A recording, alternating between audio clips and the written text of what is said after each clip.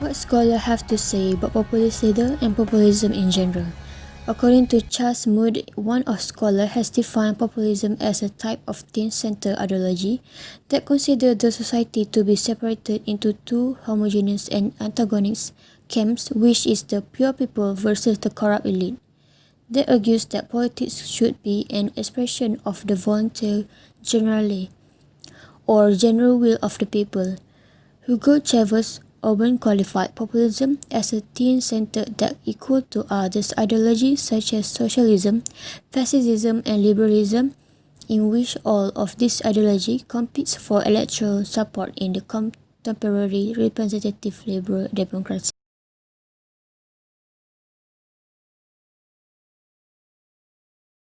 Another scholar, Jaggers and Wagner, in 2007 emphasized that populism always refers to the people and justify its action by appealing to and identifying with the people. According to Collins Dictionary, populist leader can be defined as someone or a leader who claims to care about their local people's main interests and opinions rather than focusing on just a small group of people. In addition, according to Merriam-Webster, it can also refer as a member of certain political party that claim themselves as a representative of citizens or common people. Populists also rejects the established political parties as they corrupt the link between leaders and supporters, create artificial division within the homogeneous people, and put their own interests above those of the people. Populist leaders has acknowledged themselves as the voice of the people, and they emphasize the idea of a popular sovereignty. Facts about populist leaders is that they often want to transform the status quo, ostensibly in the name of people, which means that they can appear threatening to the democratic norms and societal customs that many people value.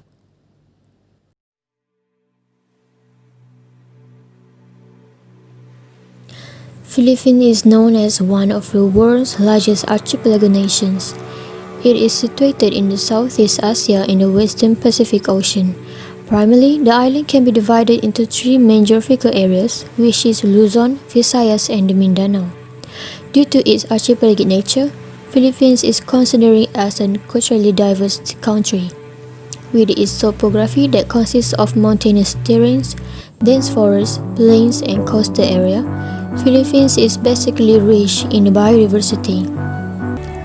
Due to that, also it has been considered as one of the mega biodiversity countries in the world, with a high percentage in flora and fauna endemisms.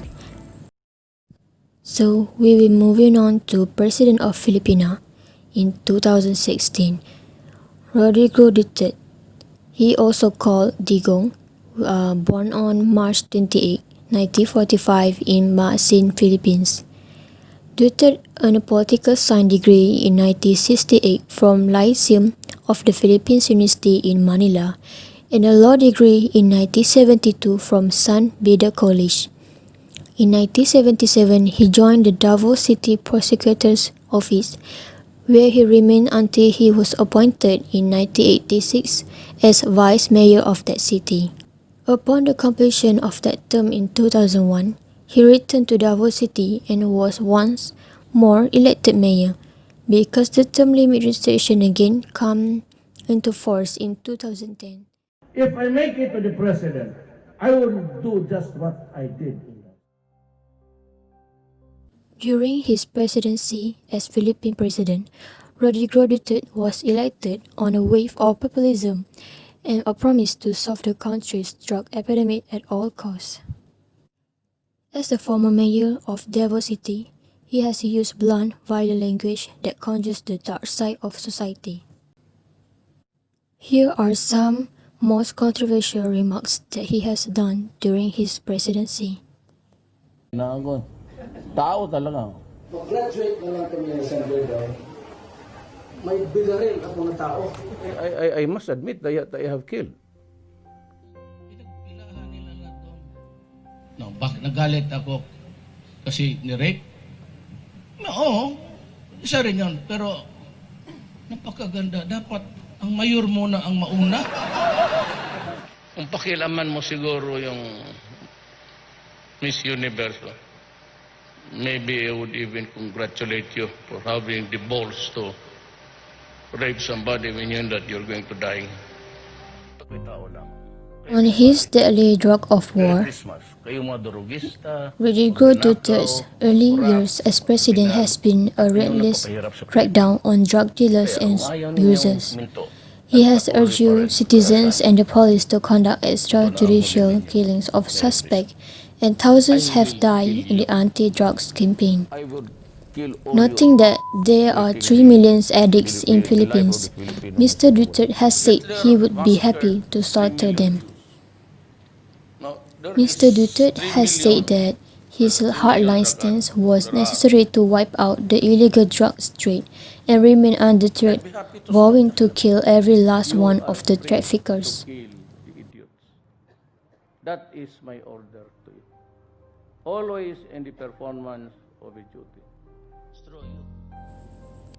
On human rights concern, he has threatened to separate from the United Nations, which he later said was a joke, and called then United Nations Secretary General Ban Ki-moon a fool at that time.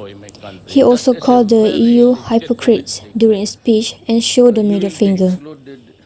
And in addition, he famously referred to a former United Nations President, Barack Obama, as a son of a whore, but later expressed regret when Mr. Obama cancelled a meeting. Don't with us. Yes, again, I repeat it. You.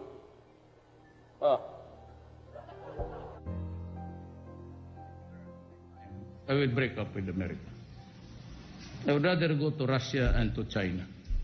Mr. Obama, you can go to hell. Putang ina, mamurahin kita dyan sa forum na yan.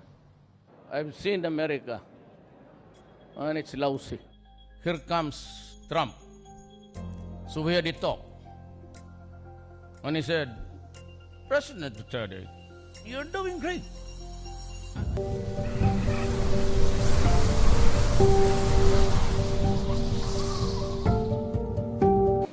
Indonesia is the largest archipelago in the world. It was situated in the maritime Southeast Asia between the Indian Ocean and the South China Sea. It was bordered by Malaysia on the Borneo side. Indonesia consists of many islands, and the largest islands in the state are Sumatra, Java, Borneo, and Sulawesi. Indonesia, a nation that consists approximately 264 million people, with over 300 ethnic groups speaking 250 different languages. Joko Widodo, or known as Jokowi, was born on 21st June 1926 in Surakarta, Central Java, Indonesia. He is known as Indonesian businessman, politician, and also as a government official that served as a governor of Jakarta in 2012 until 2014. He also known as President of Indonesia in 2014 up until now. He is the first Indonesian president that did not have any military background. Not only that, he is not someone that belonged to one of the country's prominent political family. Jokowi has attracted international attention with his populist style of campaign and his anti-corruption platform. Jokowi's humble style with his slogan, "I am like the rest of you," has made him serve as the most popular politician in Indonesia, and it was a reflection that he is careful not to lose, repeatedly referring to his time as a mayor of Solo, a small town, and later as a governor of the capital.